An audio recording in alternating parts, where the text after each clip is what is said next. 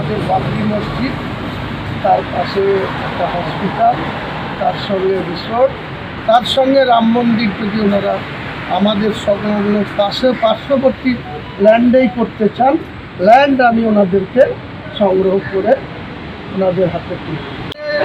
একটা রাম মন্দির করতে চান, তো সেখানেও আমার অর্থ সাহায্যে আমি ল্যান্ড সংগ্রহ করে আমি ওনাদেরকে প্রস্তাব করছি। পাশাপাশি যেটা সম্রাট আকবর করেছি, দৃষ্টান্ত রেখেছি, আমাদের মুর্শিদাবাদ জেলার শেষ নবাব সিরাজউদ্দৌলার এরকম দৃষ্টান্ত অনেক আছে।